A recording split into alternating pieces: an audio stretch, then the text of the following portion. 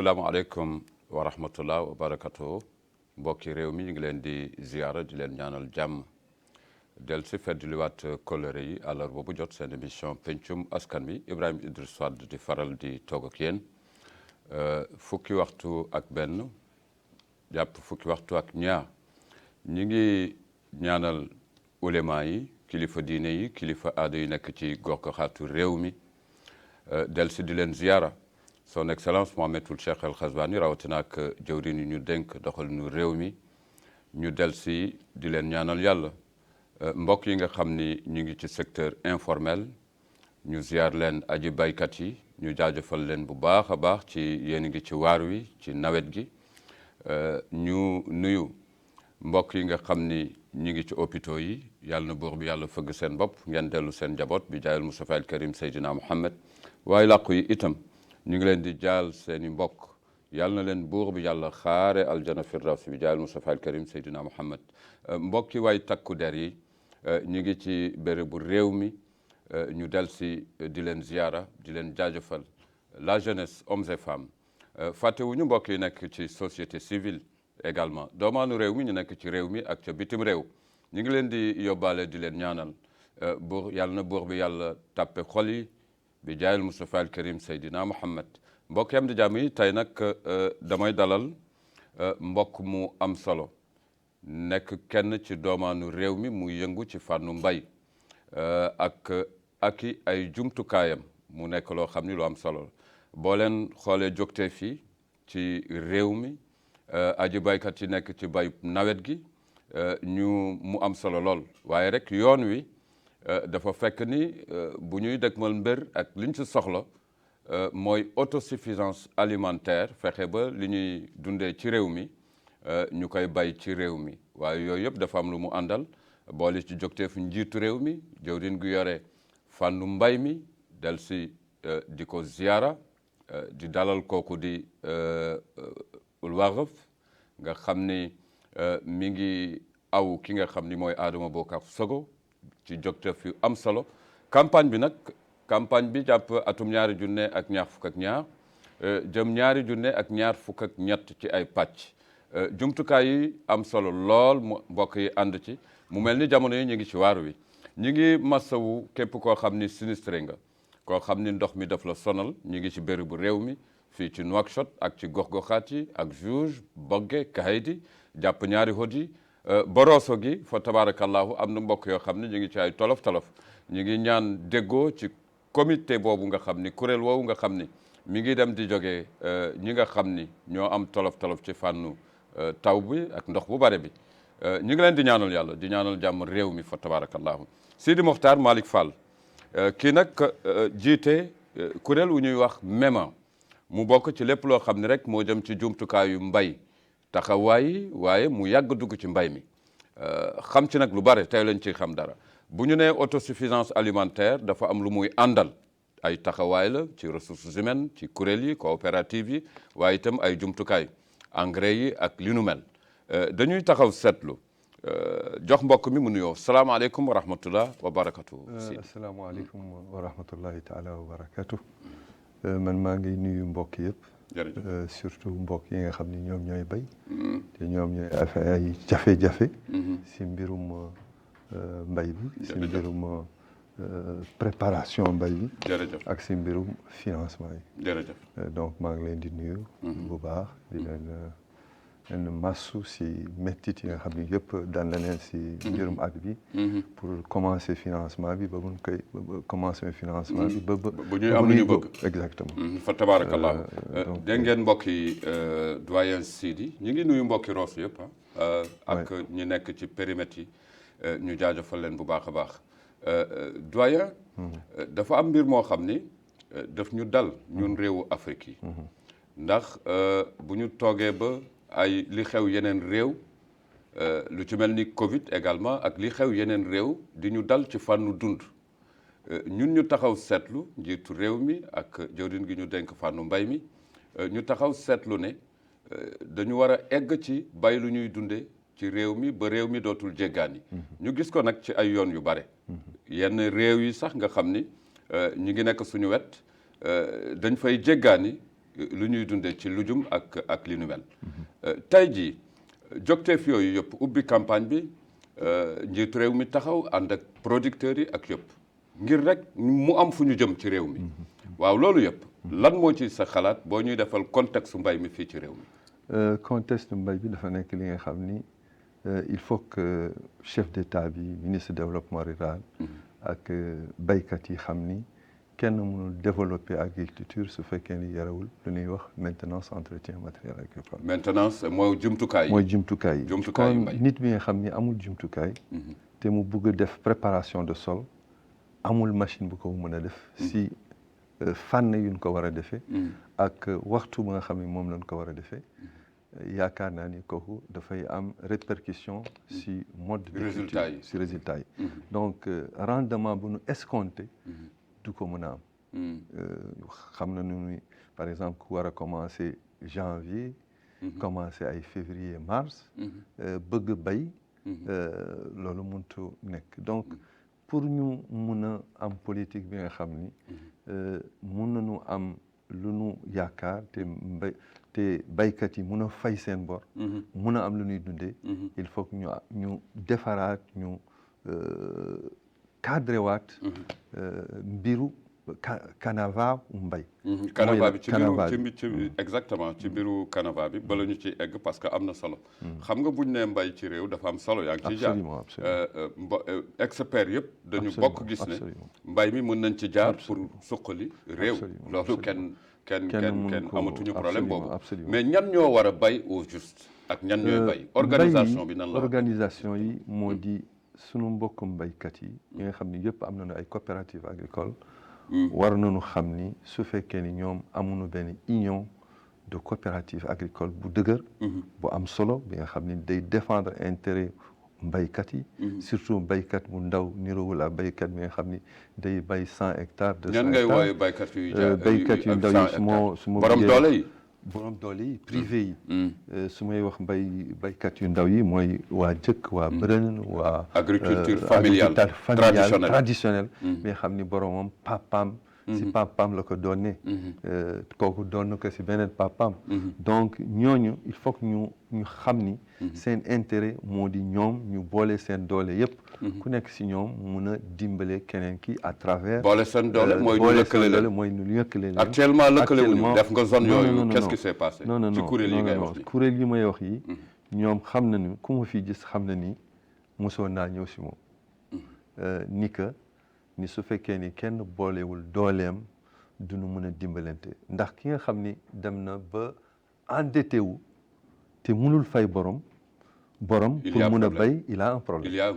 mais su fekkee ni woon def nañu benn union ki nga xam ni am na ay problème ñeneen ñi nga xam ni amuñu problème.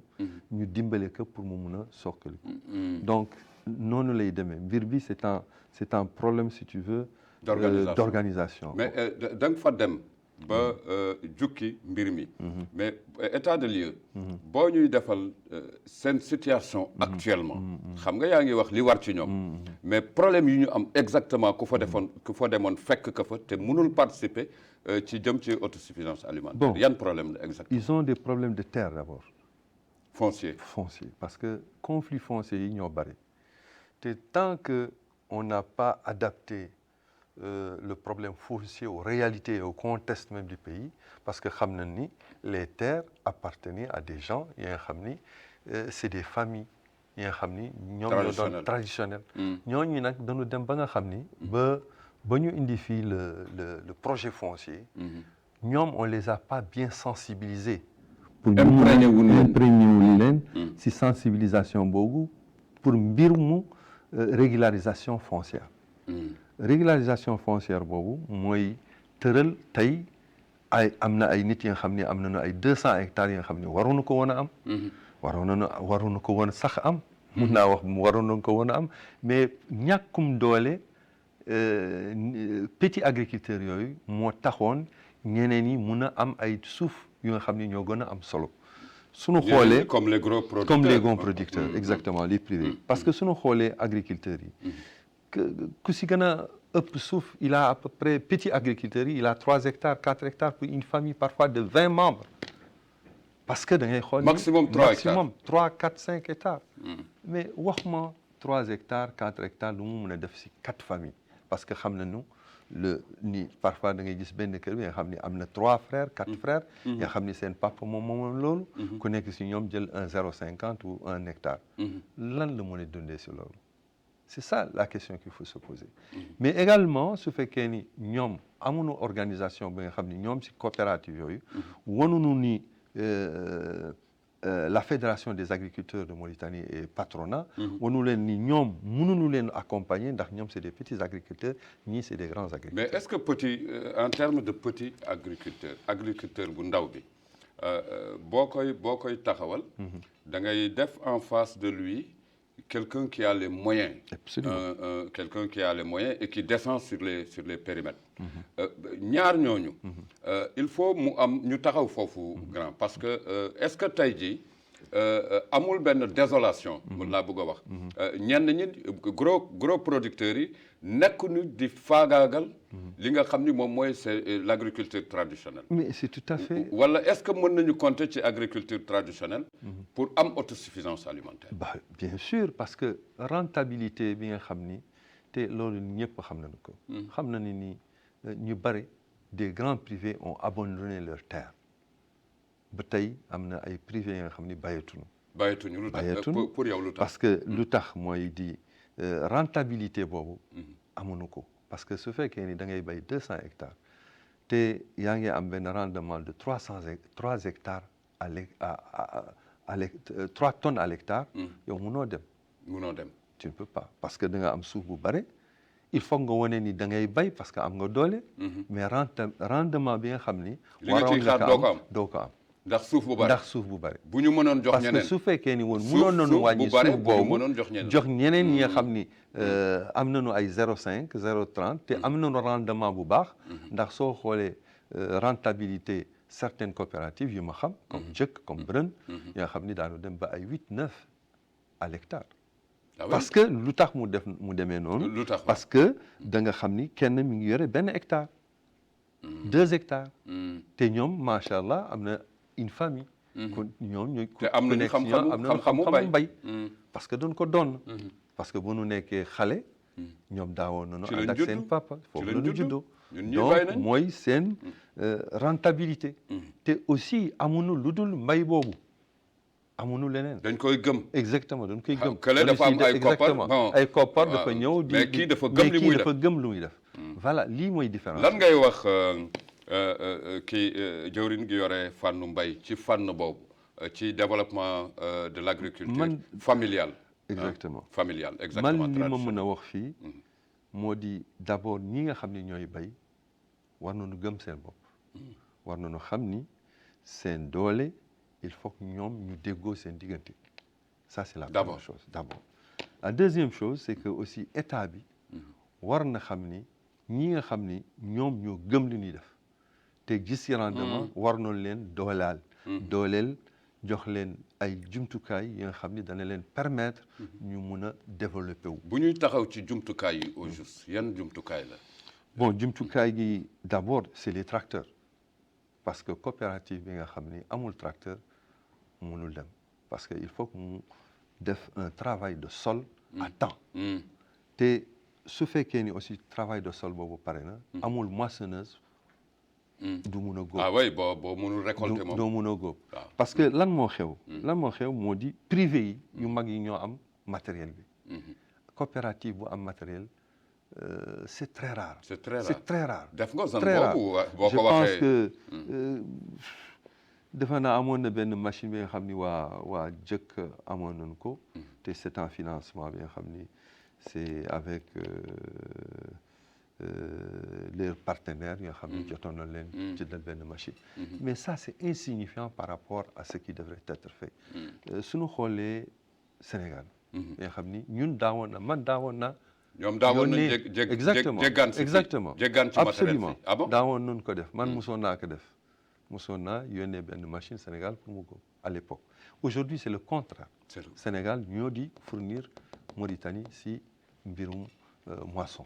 loolu dafa nekk li nga xam ni dafa rusloo. war nañ ci taxaw. non war nañ si taxaw parce que je ne suis pas contre le principe ni ñun ñuy dimbalite ak sunu mbokk Sénégal c'est tout à fait juste mais waroon nañu am ñun sunu matériel bi nga xam ne mënoon nañu permettre ñun ñu mën a góob à temps parce que soo góobulee à temps c'est une perte de rentabilité de 5% par jour su fekkee ni bés bi nga xam ne war nga góob te góoboo sa ceeb tu as une perte de 5% chaque jour en baisse tous les jours en baisse de 5%. maanaam par exemple waroon nga góob par exemple exactement par exemple su fekkee ni léegi war nga góob par exemple le 10 te góoboo le 10 rentabilité bi day baisser chaque jour de 5%, une perte une chute de riz de 5%.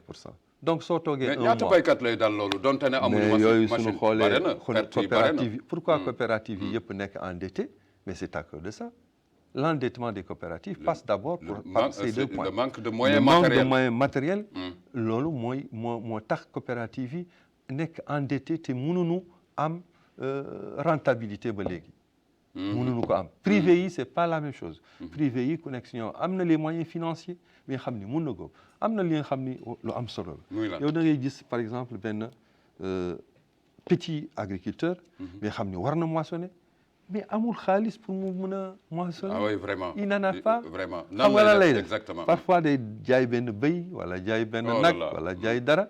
te loolu ça le rend encore plus pauvre. parce que yow su fekkee ni yaa ngi jaay sa nag. pour nga mën a góob. te nag boobu mënoon na la indil ay liitarul meew nga koy naan di si alimenté wu. léegi jaay nga nag bi. fay nga sa bor parce que bugguloo bañ a bayaat. te il faut nga góob. mais ça sert à quoi? C'est un problème. Ça, c'est un problème. C'est un problème. Donc, loolu su fekkee ni ñun on a ce qu'on appelle la JICA, la coopération japonaise. bi nga xam ni day joxe matériel. Mais JICA boobu. Mais est-ce que nguur gi am nañ ko? Si je comprends bien, il y a la SNAT qui s'occupe de l'aménagement. Non, mais ba léegi problème mu SNAT. ñan ñoo yore fànnu matériel. matériel fii am na la SNAT. am na Sonader bi nga xam ni waroon na piloter benn matériel mais société yooyu yëpp su fekkee ni am nañu te ñoom fu ma lay wax amul kenn si ñoom ku am un spécialiste dans la maintenance entretien matériel agricole am nañu ay petits mécaniciens yi nga xam ni dañuy jéem a defar matériel mais amuñu pièce de rechange soo xoolee tey soo recensé matériel bi nga xam ni mi ngi garé soo compté Rosso ba Céliba bi nga compté Rosso ba Kër Massène ba Ndiago matériel bi nga xam ni soo ñëwee si périmètre yi da ngay gis matériel bi nga xam ni matériel bu liggéey ñetti at la ñeenti at te warul taxaw ça ne doit pas s'arrêter donc qu'est-ce qui manque c'est les ressources humaines c'est le matériel agricole c'est les moyens la formation aussi c'est la formation bien sûr parce que su fekkee ni formation amul JICA moo war a def formation boobu ministère développement rural doit également permettre à certaines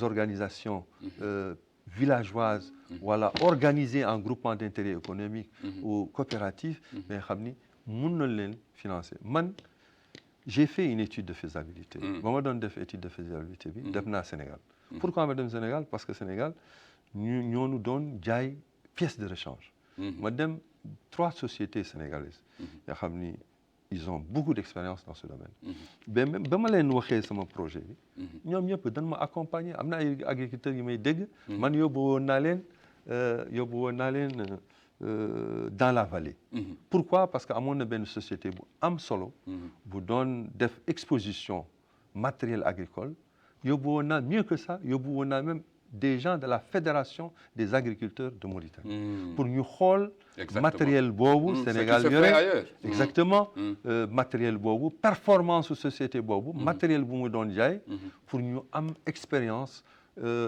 pour mun a jënd ay pièces de rechange ak accompagner leen te société bi naroon na leen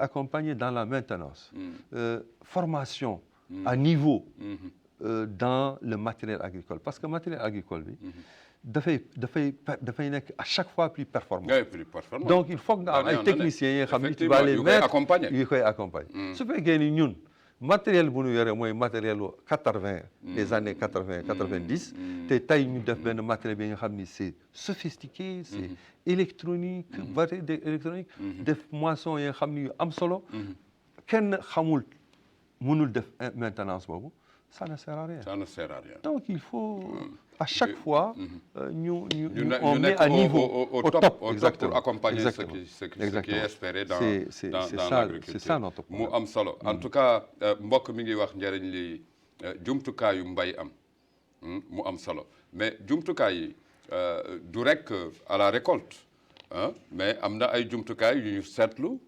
jumtukaay yu moderne yu ñu seetlu buy commencé ci booy door ba ngay récolter moissonneuse de ba ñëw mais jumtukaay yooyu naka la ñu taxawee ci réew mi am nga ci yaakaar. bon man yaakaar naa ni am na ay privé yi nga xam ne am nañu matériel boobu mais man li ma gën a yitte moo di coopérative yi. coopérative agricole yi nga xam fa nga taxaw daal. foofu laa mën nañu sukkandiku ci ñoom. mën nañu sukkandiku ci ñoom su fekkee ni am nañu une réorganisation. su fekkee ni il faut ñu réorganiser leen. réorganiser ba léegi ministère bi def ko. ministère bi ba léegi gisuma ci quand même lu nga xam ni defar na que lu am solo lu nu mun a wax. daanu def dañuy jéem a def. mais lu ñuy def amagul un impact sur les agriculteurs. mais pourquoi parce que imprégné wul parce que tout d'abord parce que il faut que xam nga sooy def yenn projet yi il faut que nga def ce qu'on appelle un projet participatif. nga xam ni nit yi ça les imprègne. les villageois exactement les localités te dañu si gis seen bopp. su fekkee ni yow da ngay ñëw imposer benn projet ni bon dama bëgg a créer lii te ñoom accompagner fële laa ko xalaatee nii laa ko bëggee nii ngeen koy def exactement. amatul d'accord loolu je ne suis pas d'accord. lu ma mën a d'accord moo di coopérative yi comme lu waa Sénégal def. sunu mbokk Sénégal yi seen politique agricole tey développé wu na. parce que su fekkee ni état bi jënd na li nga xam ni mat na 2000 tracteurs. joxe ko coopérative yi jaay leen ko si ay njëg yi nga xam ni ku nekk si ñoom mun na ko jënd. loolu la ñu war a ñun def. ba léegi état bi waxuma ni deful. mais am na li nga xam ni naa di dañ koy wax. ni vaut mieux prévenir que de guérir. parce que su fekkee ni état bi jënd na ay milliards. def ko si matériel agricole. te ba pare amul entretien amul maintenance amul pièce de rechange matériel boobu su liggéeyee ñaari at mu taxaw. du la defal li nga bëgg. jamais parce que sunu xoolee GSA. man je peux faire un historique de toutes les sociétés yi nga xam ni ñoo noonu Rosso. GSA SNAT Sonader. ñëpp amul ay matériel agricole. mais lu tax matériel bi n'a pas pérennisé. lu tax matériel boobu nekkul un matériel performant. lu tax nekkul un matériel bi nga xam ni mën na liggéey ba léegi. mais matériel boobu soo ko recensé. c'est des milliards aujourd'hui. mais soo demee gox boo dem. recensé te je défie tout le monde. ku ko bëgg. na dem fii Rosso. ba Séliba bi. ñaata machine lay recensé yi nga xam ni bu nekk mi ngi gaare. fonctionner gaare taxaw. mais manque de suivi. mais machine non voilà le problème c'est que amul un garage de maintenance suñu xoolee Rosso ba Séliba bi je défie quiconque il n'y a pas un garage de maintenance entretien matériel mais que font nos jeunes actuellement avec cette nécessité de formation machinisme agricole regarde mais volet boobu daf fi amul en formation am na il y a l'ISET moi j'ai été jusqu'à l'institut technologique où il y a des techniciens qui sont sortants il y a l'NVA de Kayedi mais ces gens sortent mais ils sont pas absorbés. L'État ne peut pas, par le marché de l'emploi, on ne peut pas les absorber. Pourquoi? Pour la simple raison. Je vais te le dire. Parce que quand on parle du matériel agricole, ces jeunes qui sont formés en matériel agricole, qui doivent être absorbés par la Sonader, par la SNAT, par je ne sais pas. Mais ces gens n'ont pas un garage qui peut les absorber.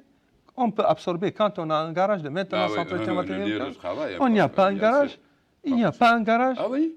Moi, je suis en train. Pièces de rechange aussi. Il n'y a pas de pièces de rechange. Il y a peu de sociétés qui ont les représentations des pièces. Quand on parle de représentation, on parle de représentation fiable, qui peut, quand je demande aujourd'hui une pièce, en 48 heures, je peux la recevoir. Elle doit être là. Elle vient par avion ou par DHL. Mais là, tu viens, tu demandes une pièce, elle te dit, je ne l'ai pas. Quand est-ce qu'elle peut venir? Dans un mois, dans 2 mois. Parce que lui, il ne peut pas la commander en DHL. Donc, il ne peut pas attendre parce qu'il n'a pas une bonne réputation avec son client, qui est le fabricant, qui est en Hollande, ou qui est aux États-Unis, ou qui est en Chine, ou qui est n'importe, ou même du Sénégal. Ils ne peuvent pas. Donc, c'est ça l'handicap. Lii mooy handicap. Mais loolu koppar yu bare ñu fay dem. Koppar yu bare ñoo fay dem, mais ñoo ngi fay yàqu, mais où est l'impact? L'impact n'existe pas. Donc, il faut que nit yi agriculteurs yi xam, les petits agriculteurs xam, que c'est leur union qui peut faire leur force. Parce qu'il y a une possibilité. Mais est-ce qu'on peut dire petit agriculteur? Qu'est-ce que tu entends par Moi, j'appelle petit agriculteur. J'appelle petit agriculteur. Pourquoi petit et pourquoi grand? Moi, j'ai toujours dit aux petits agriculteurs, les coopératives agricoles, parce que les coopératives agricoles connaissent si ñoom am na benn hectare wala ñaari hectare. Kenn si ñoom mënul am 10 hectares amu ko. Ah oui? Amul. Boo demoon Rosso doo ko gis coopérative bu am 10 hectares. bi nga xam ni boromam kenn si membre yi am na 10 hectares. kenn si membre yi laa bëgg wax. amul 10 hectares. amul 10 hectares. amu ko 3, 2, 4, 5. Qu'est-ce que ça fait? C'est familial. La rentabilité, c'est bon, mais il faut voir pour combien de personnes, combien de familles. Ñun su fekkee ni on est 4 familles, 4 frères, te ku nekk am famille, te am benn hectare, ce n'est pas suffisant. Parce que soo xoolee, tu ne fais que vivre et tu ne vis même pas. Parce que la rentabilité, c'est à peu près 8 tonnes, 9 tonnes. Su fekkee ni am na rentabilité, def nañu ko à temps. Et on a moissonné à temps. On peut avoir peut-être un rendement de 8 à 9 hectares. Mais si on le fait avec retard, et on moissonne avec retard, on ne peut pas avoir un rendement. N'est même pas là. Il faut courir derrière. Il faut courir derrière. Comment on peut arriver à survivre? Mais est-ce qu'avec ça, on peut gagner autosuffisance alimentaire? On ne peut pas, pas du tout. Même si l'État, aujourd'hui, moi je dis et je le dis très fort, je l'ai dit au ministère du Développement rural, je l'ai dit à toutes les coopératives agricoles, que tant qu'on n'a pas une maintenance, entretien, matériel agricole, des garages spécialisés dans toute la vallée, de Rosso jusqu'à Selibabi et de Rosso jusqu'à Kermassène, on ne peut pas... Et que ceux qui sont formés soient absorbés par le mis à niveau. Parce qu'ils ont des niveaux très bas. Il faut qu'on les mette à niveau. Il faut qu'on les forme, qu'on les adapte à la réalité et au contexte du matériel que nous avons. Ils ne peuvent pas aller, on ne peut pas aller à l'autosuffisance alimentaire. Ça, je le dis.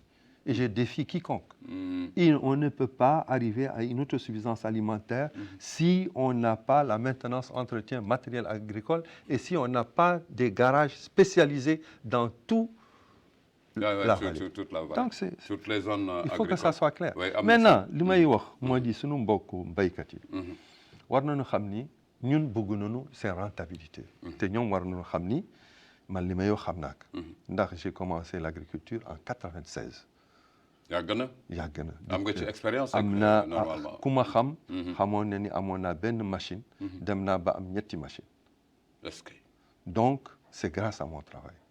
ku ma xam ne ni ñëw naa si coopérative yëpp. amul coopérative bu mu ñëwul. te ñoom ñoo ngi may. effectivement. donc ils ne peuvent pas dire que c'est non. te coopérative yooyu yëpp. xam ne ni ku nekk si ñoom man tànn naa sama oto ñëw naa ba si ñoom. ñëw ba chef de village. waxtaan ak ñoom demander réunion gis waa agriculteur yëpp yi fa nekk. def naa ko Jëkk def naa ko Bërën def naa ko Garak def naa ko Tungeen def naa ko Kër Madické def naa ko ba Teekaan ba Daara. ba Daara def naa j'ai les photos en l'appui donc li may wax ñoo xam ne ni def naa ko suñu siège Rosso bu nekk Médine 2 donc li ma bëgg a wax fii ni ñoom war nañu xam ni commencé nañu agriculteur ça fait plus d'un siècle. Bien sûr, l'agriculture. Mais kenn si ñoom benn coopérative mënu ma wax tey lan la jëf ba mu commencé ba mu dooree ba léegi ban résultat la am bu concret bi nga xam ni mun nañu wax ñun tey am nañu ay jumtukaay yu am solo am nañu rentabilité bu baax mun nañu lekk ba suñu campagne comment ñëwaat. te amuñu problème en tout cas ñun zone yooyu. bay di dundee. at denc lu ñuy dundee at la ñu xamoon la ñu xamoon. amatul mënatul nekk ndax yëpp a jafe rentabilité yëpp a jafe ñun daawoon naa gis man daawoon naa ñëw fekkee parce que dama daawoon ñoom xam na ni daawoon naa leen di moissonnel daawoon naa xam seen rentabilité ñoom ñëpp daawoon naa xam lu ñuy am si saaku ceeb daawoon nañu feesal seen magasin mais tey xam naa ni mënatuñu ko def ndax loolu war nañu xam kon ni affaire yi mënatul dem war nañu taxaw xoolaat parce que nit su fekkee ni aussi da ngay dem ba benn point da nga war a taxaw ni man lu tax lii aw ma ko lu tax lii munu ma ko am lan moo ma kale mais nit loolu war a xalaat mais loolu ay états généraux waxtaan ak donc oui il faut que mu am il faut coopérative yu ndaw yi xam ne ni ñoom mënuñu ànd ak la fédération des agriculteurs et patronat de la Mauritanie mënuñu ànd ak ñoom bokkuñu yoon ça c'est des petits éleveurs agriculteurs ça c'est des gros agriculteurs donc il faut que ñoom ñu am seen union bien xam ni union des petits exploitants union des petits exploitants agricoles oui des petits exploitants et leur relation avec la ferme de Pourier aujourd'hui bon la ferme de Pourier les accompagne certes les accompagne mais rendement ou non aménagement Pourier bi mais c'est du n'importe quoi ñoom xam nañu gisuñu si seen bopp non parce que aussi qu'est-ce qui s'est passé exactement Pourier sunu si on part vers les années 67 68 ah oui voilà ça c'était moi je venais à la ferme j'ai fait la ferme de Pourier c'était la ferme ah oui j'ai fait la ferme il y avait avec les Chinois il y avait les vaches effectivement amoon na fa nag effectivement amoon na ceeb rentabilité soo ñëwee nga xam ni mais qu'est-ce qui s'est passé qu'est-ce qui s'est passé depuis que avec les Chinois aussi avaient compris le volet matériel absolument matériel agricole non ils avaient mis les moyens parce que su fekkee ni ferme Pourier tey soo xoolee soo demee matériel amuñu ko lu ñu fa am c'est du n'importe quoi c'est des épaves. J'ai fait la ferme de Pourier man xam naa lu fa nekkoon lu fa nekkoon à le comparer à aujourd'hui maintenant te boobu temps il y avait les pièces de rechange il y avait tout te ay machines yi nga xam ni c'est des machines qui dataient de 1900 faites en 1968 69 70 donc la rentabilité d'une machine créée en 67 et une machine d'aujourd'hui mais la machine d'aujourd'hui est plus performante. Oh, oui, bien sûr. L'avancée de la technologie. Exactement. Donc su fekkee ni boobu temps machine yooyu daawoon nañu góob te dañuy góob 24 heures te duñu taxaw 24 heures sans panne. N'importe quelle heure les machines étaient. Je connais un conducteur comme Hamzat, je connais un conducteur comme le vieux Traoré. Vraiment. Je connais beaucoup d'autres conducteurs. Un mécanicien comme Malik Ndiaye, etc. Comme le vieux Matala, Yerim Mbodj, qui a fait, voilà un vieux qui m'a rappelé son nom, Yerim Mbodj, qui a tout fait pour les agriculteurs. Tout fait. Il a tout fait pour les agriculteurs. Il a voulu moderniser et accompagner les agriculteurs. Mais malheureusement, il n'a jamais été compris. Mais est-ce que l'expérience traditionnelle peut arriver à régler des problèmes de haut niveau? Absolument. L'expérience traditionnelle? Absolument. Mais il faudrait que les gens les accompagnent. Ñu nit yi gouvernement bi politique agricole bi nga xam ni Sonader mu ngi koy def par exemple. Sonader c'est l'une des sociétés yi nga xam ni elle accompagnait les agriculteurs. Mais elle a un peu changé de stratégie. Depuis quelques années. Parce que il y avait des conducteurs agricoles yi nga xam ni dañu daawoon di ñëw si agriculteurs yi di leen jox ay conseils techniques. Conseils techniques yooyu amatuñu ko. Les agriculteurs n'ont plus ça. Parce que agriculteur dafa war a am ku koy accompagner dans tout le processus. moo di tey war nga bay. tey war nga sànni sa ceeb tey war nga irriguer tey war nga traiter parce que il faut pas que les gens se trompent procédure la par exemple exactement parce que soo sànnee sa ceeb au 19e jour war nga traiter au 21e jour war nga sànniwaat dugalaat ndox war nga aussi sànni sa engrais mais ce canevas-là s'il n'est pas suivi mais comment tu peux avoir un rendement mënut a nekk échec donc ici il faut que état bi xam ni les petits agriculteurs doivent être accompagnés parce que ñoom ñoo gën a fragile jox leen doole pour ñu mën a atteindre au moins pour vivre non ku bàyyi ba am loo dundee kay noppal nga réew mi noppal nga réew gi noppal nga ñëpp tu as une bonne santé. c'est ça l'autosuffisance. C'est ça tu as également une bonne santé. mais léegi xoolal par exemple un agriculteur d'une coopérative. qui tombe malade. qui le prend en charge. voilà la question que ces agriculteurs doivent comprendre. kan moo koy faj. kan moo koy yóbbu mu faj. kan moo koy fajal des facilités des facilités ay mutuelles agricoles mutuelle agricole de santé CDD nekk. exactement ñoom war nañu ñoom. mais la relation avec CDD ci fànnu bor yi. CDD c'est affaire bor yi par exemple bor yi dafa diis ci agriculteurs yi coopérative yi surtout coopérative yëpp mun naa wax yëpp am nañu bor c'est rare de trouver une coopérative amul bor lu tax parce que mënuñu dem. bor yooyu léegi ñoo leen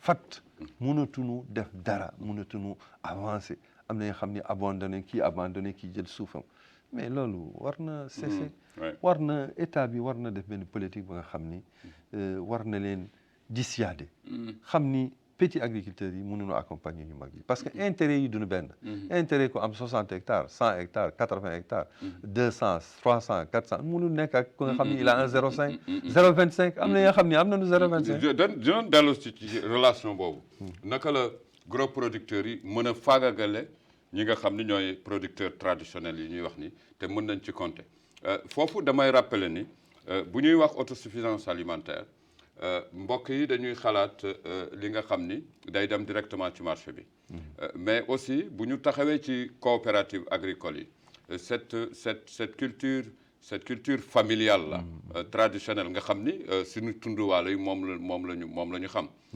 benn famille bu fexee ba bay bu neex am lu mu dundee denc dundam at loolu la ñuy wax ne bokk na ci autosuffisance alimentaire parce que lang gi bu ñëpp di groupe ci marché yi di wut ceeb dafay doy waar bu boobaa am na ñoo xam ne du ñu ñëw day fekk am nañ ceeb exactement autosuffisance loolu bokk na ci lu ñuy saluer mu doon lu am solo léegi fu ma bëgg ñu dugg fa mooy yaa ngi jaar léegi ci jafe-jafe yi nga xam ni coopérative yi am nañ ko ci béréb yi mais bu ñuy ñëw ci fànnu lujum xam nga barewul boo waxee gros producteur léegi surtout suñu zone yi ceeb ngay xalaat mais booy wax ci fànnu lujum ak réew mi naka la ñuy def ba lu ñu bay ñu mën ko conserver wala ñu mën ko transformer booy wax ci fànn boobu exactement bon fànn boobu nekk na li nga xam ni bëgg naa si torop wax parce que il faut que nga xam ni politique u Mauritanie si affaire mbirum légumes ren la am ay financement ay financement te suñu xoolee suñu delloo te loolu lu ko waral moo di problème Covid bi fi amoon amoon ay jafe-jafe pour approvisionner marché local bi parce que Maroc la doon jógee Sénégal la doon jógee te ñooñu doon tëj seen frontière donc il fallait compter sur ses propres efforts te la Mauritanie avait des difficultés pour approvisionner le marché parce que loolu lu ko waraloon parce que financement wu agriculture légumes amul woon la filière n'existait pas au niveau du crédit agricole oui bien sûr amul woon kenn daawul woon financer absolument ça je le dis kenn daawul woon financer culture maraîchère quand tu viens on te dit on ne peut pas te problème foofu la nekk on te dit on ne peut pas te financer parce que amul garantie pour ñoom xam nañu garantie bi mooy c'est l'autosuffisance alimentaire c'est une garantie c'est ça la politique l'État ne doit pas regarder li nga xam ni amul rentabilité pour moom parce que ñoom c'est comme un commerçant man damay lebal waruñu si wut dara lu ñu si war a wut mooy l'autosuffisance alimentaire politique de développement bu population yi feexee rek résultat la exactement kooku d'un la deuxième chose amul woon des unités de conservation de légumes amul parce que soo bayee même yow su fekkee ni tu es un privé bay nga yaa ngi yore sa tomate yaa ngi yore sa légume mënoo ko acheminer transport aussi amul parce que ku nekk par exemple comme coopérative bi nga xam ni bu mel nag waa Cambène comme waa Bërën non pas comme waa Cambène waa Daara waa Kër Mour Gani peut-être. Gani, pourquoi pas Gani. Ñii c'est des coopératives waa Tekaan. Ça c'est des coopératives yoo xam ni dañuy def légume bu bare. waaye dañuy liggéey moom vraiment. Mais le problème moo fa am. ils ont 3 problèmes. Ils ont le problème de transport. C'est le premier problème. Le premier gars, c'est le premier, c'est d'abord le financement. amuñu yoon amul woon yoon. Su fekkee ni yoon amuñu transport pour indi seen légumes là-bas. Qu'est-ce qui se passe? Qu'est-ce qui se passe comme ça? Ce qui se passe, c'est quoi? C'est que l'acheteur qui jënd si ñoom moo leen mën a ëpp rentabilité ak ñoom ñi nga xam ne ñoo ko defar. Qui personne ne peut me dire non. Parce que c'est quelque chose que je connais. Parce que par exemple man bi nga xam ni maa cultivé maa def maa bay maa def yëpp maay jaay sama tomate. kii jënd ñëw di jënd mooy ëpp. Su fekkee ni woon ñoom nga xamoon nañu loolu soxlawul noonu ñuy bay. da ngay ñëw rek ak sa xaalis nga jënd nga transporter. Mais qu'est-ce qui s'est passé alors? Qu'est-ce qui s'est passé auparavant? loolu moo fa amoon. léegi état bi jéem na indi un projet bi nga xam ni léegi moom moo leen financé at bi. Mais reste à savoir la question que je me pose. ba léegi xamaguma ko. Est-ce qu'il les accompagne dans la commercialisation? Parce que tant que phase la bu am solo phase bu am solo la. Parce que su fekkee ni ñetti phase la. oui ñetti phase la conservation. transformation commercialisation. Par exemple suñu waxee conservation. Conservation su fekkee ni tu n'as pas de chambre froide mënoo conserver ce produit. Sauf nga nekk gros. Oui avec des gros moyens nga am sa chambre froide bi nga xam ni tu peux conserver ça pendant 1 mois. mais sa waay baykat yi sonn nañu. sonn nañu ñoom xam nañu si dara. il ne s'agit pas jiitum réew yi man ce que je lance. baykat yi vraiment sonn nañ quoi. Ce que je lance un appel à l'actuel ministre. bi nga xam ni Boulwakh. Dans son département. Je lance un appel à l'ensemble des institutions qui accompagnent quand même l'agriculture. war nañu xam ni su fekkee ni conservation amul accompagner également pour la commercialisation mun na nekk mais c'est très simple war na am benn société bi nga xam ni moom mooy jënd et ça doit être l'État moom mooy jënd légumes yooyu si agriculteurs yu ndaw yi transporter que indi que conserver que commercialiser que. mais gis nga si réew mi place su conservation. Bon dans la vallée amoon na benn kii bu ñu defoon foofu Rosso amoon na fu ñu ko defoon pour conserver légumes yi. Mais reste à savoir est-ce que mun na accumuler légumes yooyu yëpp. Et puis avec le problème d'électricité. Avec le problème truc. Mais lu gënoon mooy ñu am un centre même suñu defoon par exemple benn centre te man maa ngi koy xalaat. Parce que j'ai un périmètre bi nga xam ni c'est au l'ancien lycée. J'ai une superficie bi nga xam ni ça fait 4 hectares et demi. mooy booru Tungeen entre Tungeen et les Lisettes. C'est le vieux jardin du vieux Sidi Mokhtar Ndiaye. mais nga xam ni man maa koy jënd. te nekkoon une référence. dans le maraîchage dans les arbres fruitiers. maa ngi xalaat def foofu une grande chambre froide. bi nga xam ni ça sera une chambre froide de conservation. mais également d'achat. et de commercialisation. mooy lan moo di dañuy xalaat jënd. produit yooyu ak nit yooyu. ba pare jéem a jël jigéen. tuleel. jéem Tungeen ak lycée di leen liggéeyloo si projet boobu. pour ñu mën a conserver légumes yooyu. mais aussi nettoyer légumes yooyu laver légumes amul conserver pour commercialiser. parce que yaakaar naa ni suñu amee un label. bi nga xam ni c'est local. ay tomates. ay légumes. mais on peut concurrencer parce qu'il y a moins de produits. Surtout les femmes de Garak. Exactement, les femmes de Garak qui ont fait. xam naa l'autre la femme de Garak qui est la présidente de la coopérative de Garak. des féminins, des femmes. mais xam ni au passage. maa ngi koy félicité si lu muy def ndax man ak moo xamante nañu si mbirum mbay parce que ñëw naa si ñoom jéem nañu liggéey mais yàlla dogalu ko pour ab benn projet bu mu bëggoon def foofu pour l'eau à usage agricole pour les coopératives mais malheureusement ça n'a pas abouti mais quand même jàmbaar la waa jigéen ñooñu yëpp d'ailleurs mënuma wax garak rek damay wax jigéen yëpp ñi nga xam ne si wàllu la nu nekk ay jàmbaar lañu ay liggéeykat lañu te je les félicite de leur travail parce que moom moo di jigéen yi ñooy base développement social parce que ñoom ñooy toog ñoom ñoo fa toog ñoom ñoo nekk si kër gi ñoom ñooy dundal xale yi ñoom ñooy toppatoo lu ñuy lekk donc vraiment maa ngi war nañu leen renforcer am na solo en tout cas des projets pertinents surtout que boo mooy wax ni musul am ci zone yooyu dans le cadre de denc li ñu bay ndax am na solo ci sàq yi ay sàq yu am solo bien vrai que moderniser nañu leen loolu di benn nga wax aussi problème mu njaay mi parce que kii bay boo ko fekkee ci périmètre am jënd ko looloo ko gënal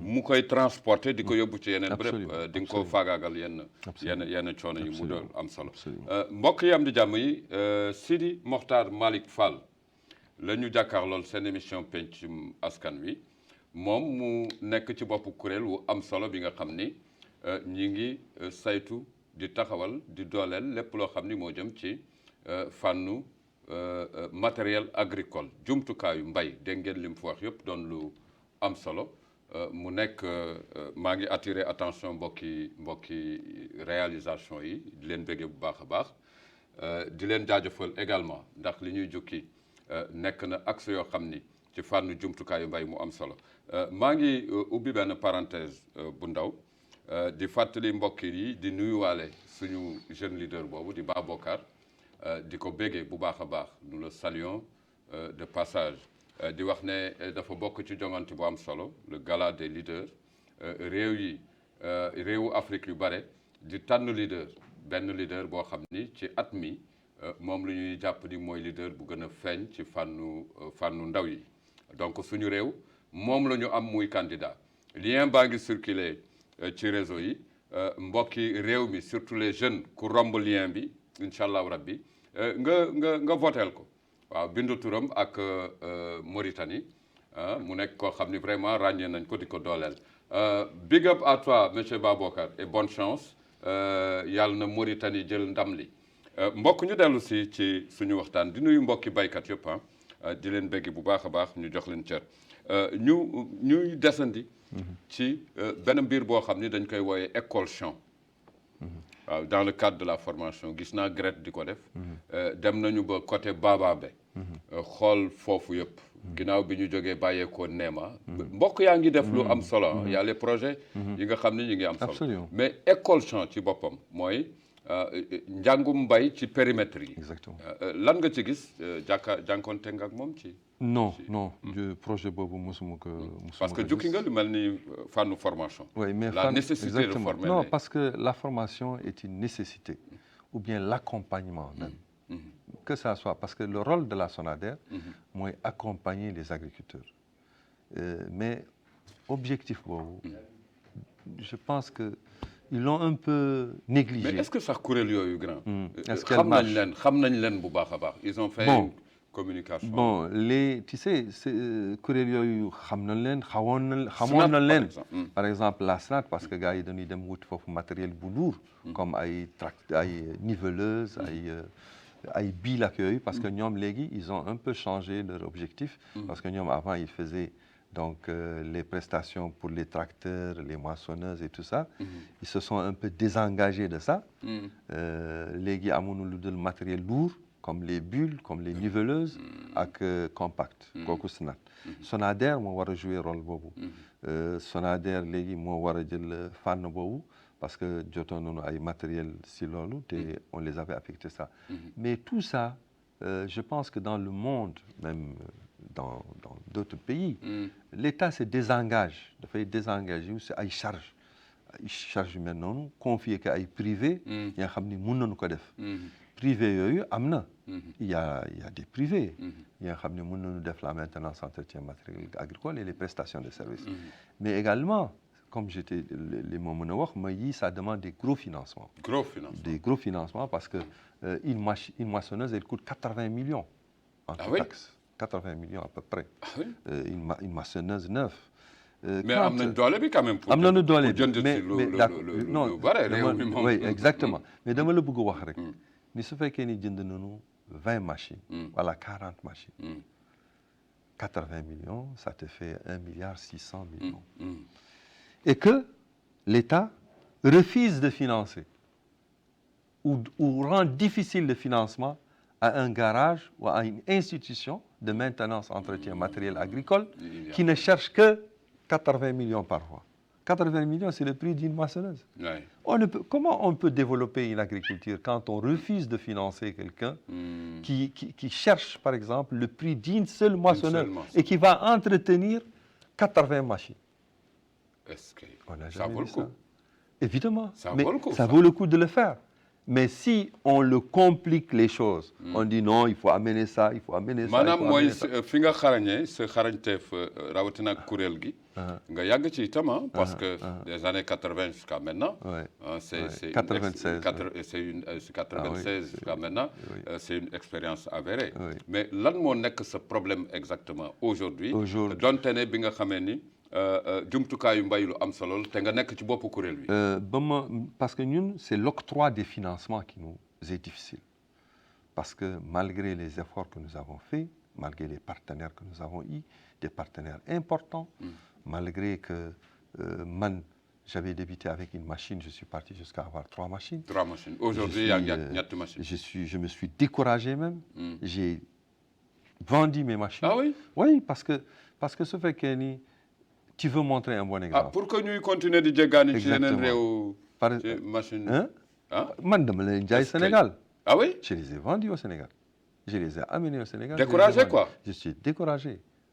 Parce que j'ai vendu ça à un ami à moi, Cheikh Diallo, qui est connu au Sénégal, dans la vallée, qui est à Khenn, qui est à Rosso Sénégal, qui est devenu un grand propriétaire machiniste. Moi, je l'ai vendu mes machines. Je les ai traversés, je les ai vendus ça.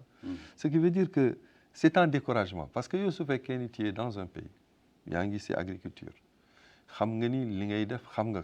Tu as une étude de faisabilité qui est bien faite. On finance à côté de toi des gens, et on les finance des gros financements. Yo, Yangi Bug indi ton savoir-faire. Tu veux les accompagner sur 2 plans. Moi, j'avais 2 projets importants. L'un, c'était sur la lutte anti-aviaire. La lutte des trucs avec une société française qu'on appelle Deneso Aviation. Une société qui a des petits avions. Et on aussi mieux que ça, ces avions, ils peuvent même faire l'épandage d'engrais et de semences.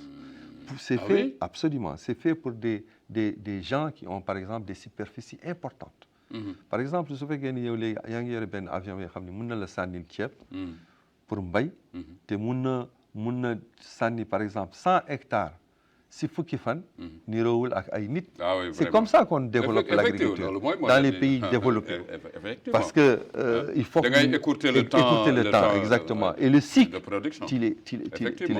Et su fekkee ni aussi dem nga ba nga xam ni da nga bëgg xam ndegam parce que c'est des avions très petits, très adaptés. Et qui sont aujourd'hui, qui font la lutte anti-aviaire pour la compagnie sucrière sénégalaise.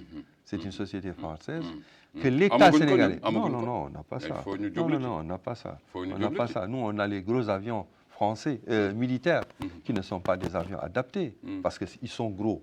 Parce qu'avion, entre le sol et l'avion, 1,50 m parfois. 2 mètres. Donc, ils sont adaptés. Ils sont souples aussi. Très souples. De nous tout, on a traité, tu peux le visualiser par disquette. Il suffit que tu prennes la disquette, donc, société bobu, man djemon na ko fi indi. Gaay xex mu. Pourquoi? Parce qu'il y avait des gros bonnets qui avaient ce financement, qui gagnaient là-dedans, que ça soit au niveau du ministère du Développement rural et tout ça, et qui ont dit non, nous on a les avions militaires. Les avions militaires, c'est bien, je suis bien d'accord que c'est des avions qui sont bien. Je ne dis pas le contraire. Mais ce n'est pas des avions adaptés à la réalité et au contexte de l'agriculture. Donc ça, c'est l'un des problèmes. am na solo mbokk yi am di jàmm yi Sidi Mokhtar Malick Fall ngeen jàkkaarlool seen télévision Al Mauritania liñ fiy jukki yëpp dañuy fexe rek ba wane li nga xam ni doomaanu réew mi ñu ngi ko taxawee surtout kii di jukki ci fànnu machinisme agricole jumtukaayu mbay nekk lu am solo waaye booy xool ci lu muy jukki yëpp am na jamono day dox technologie di yokku baykat yi war a jóge ci benn béréb ba nga xam ni yenn façon yi mbay yu ñu nekkoon war dem ci yeneen façon yi mbay waaw te loolu am na ñu bare ñoo xam ni seen jogteef ak seen gis-gis moom la war àndal accompagnement la mu war nguur gi war itam doomaanu réew bu ne mu doon lu am solo juróom fukki simili ak juróom benn la ñu jàkkaarloo ak mbokk mi di béggee mbokki caméraman yi ak l'équipe de la réalisation ci assistance bi ñu am le doyen Mbodj di ko ziara di nuyu mbokki jëkk ak bërën bu baax a baax jox leen cër réew mi bay lu ñuy dundee bokk ci lu am solo mbokk mi dina ma wax léegi lan lay xaar ci réew mi jogteefu njiitu réew mi ak ñi nga xam ni ñoom la dugal ci mbay mi koppar yi ñu ci def 4 milliards ci campagne bi bërki démb ca lak bu am solo ca Temseket lancé mbay mi mu doon lu am solo tey ji lan ngay taxawal ak lan ngay xaaral réew mi ñu jëm ci bay lu ñuy dundee. man l'appel bi may gën a lancé au chef de l'État Mohamed Ould Cheikh Ghazouani d'abord je le félicite au passage du geste bi nga xam ni def na ko pour oser aller à ça mais man ba léegi damay ni des na mais c'est un bon pas c'est un bon début aussi bien mais ce que nous attendons li nga xam ni yaakaar nañ ko si mbir boobu surtout le ministère du développement rural parce que moom moo ngi yore mbir boobu moom moo koy encadré suivant les différents projets yi nga xam ni yore nañ ko les différents donc directeurs de département au niveau du ministère du développement rural quel que soit le secteur parce que quand on parle de l'agriculture on va parler de la SNAT on va parler de la SONADER on va parler du suivi et évaluation de la régulation suivi et évaluation des projets donc yi nga xam ni ñëpp topp nañu ministère du développement rural donc on attend beaucoup d'eux mais li ma leen di wax rek moo di l'agriculture doit être un outil de développement économique et social. Et ces petits agriculteurs, parce que moi je dis toujours petits agriculteurs, parce que je conçois dama yaakaar ni agriculteurs yu ndaw yi mënuñu ànd ak agriculteurs yu mag il faut que ñu agriculteurs yu ndaw yi xam ni war nañu am un cadre si tu veux juridique un cadre bi nga xam ni qu'il est propre par rapport au privé parce que le contexte n'est pas le même la réalité n'est pas le même la rentabilité n'est pas la même mais agriculteurs yu ndaw yi agriculteurs yu mag yi xam nañ ni ñoom agriculteurs yu ndaw yi ñoo leen di pousse waaw ci ñoom la ñuy wékku si neen la ñuy wékku malgré koppar yi ñoom pour am financement yu am solo parce que suñu xoolee FAO suñu xoolee la JICA la coopération japonaise nga xam ni moom mooy joxe matériel agricole pour l'État mauritanien lu tax mu ko jox ko état bi yeneen société di ko gérer parce que dañu gis ni l'union des coopératives ne sont pas organisées loolu moo tax ñooñu am matériel boobu mais il faut ñu organiser leen il faut ñu organiser leen ah oui c'est ñoom war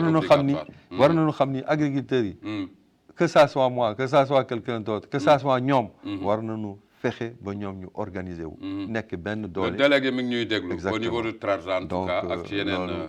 délégué yëpp il faut ñu taxaw. am nañu solo les délégués régionaux les délégués régionaux war nañu gën a sensibiliser. war nañu gën a accompagner SONADER war na accompagner agriculteurs yi dans dans deux domaines qui sont la maintenance qui sont les conseils techniques. jërëjëf ay assises la toogaay yi dinañ ko multiplier incha allahu rabbi mbay mi jar na ko. bëgg nañu fexe ba di fi toogal baykat yi ak ñi nga xam ni ñoo ci yëngu ndaxte kat xëy xalaatoo jéggaani fenn li nga xam ni moom ngay dundee. loolu la njiitu réew mi soxla te taw féex la. ñu ngi koy ñaanal réew mi yàlla na ko yàlla mottali bi jaay Mustafa al Karim Seydina Muhammad ñi nga am mbégte loola parce que booy ñaan buur bi yàlla dara mu la koy may ay chaque fois da nga ko war sant ñu ngi koy sant vraiment di masu coono mbokk yi nga xam ni ndox mi sonal na leen yàlla na buur bi yàlla wàññi coono yi bi jaayil Mustafa al Karim Seydina Muhammad réew mi ak nguur gi ñiy doxal lépp li nga xam ni bëgg nañ ko yëkkati fekki ñi nga xam ni ñoo am tolof-tolof ci gox-goxaatu réew mi ci nawet gi ñaan nangu fa tabarakallahu dañ koy bamtuwaat ndax ndox dañuy xëy di ko ñaan bu ñu ko yàlla mayee am na féex am na tawféex waaye itam dana jur tolof-tolof tolof-tolof yi yàlla na wàññeeku bi jaay Mustafa al Karim Seydina Muhammad mbokk yi am na jàmm yi Ibrahima Idriss seen émission pencum askan wi fukki waxtu ak benn la woon jàpp fukki waxtu ak ñaar di jégalu ci liñ ci toftal bi jaay Mustafa al Karim équipe de réalisation yi caméraman yi ñu sant leen gërëm leen di leen wax asalaamaaleykum wa rahmatullah wa barakatuh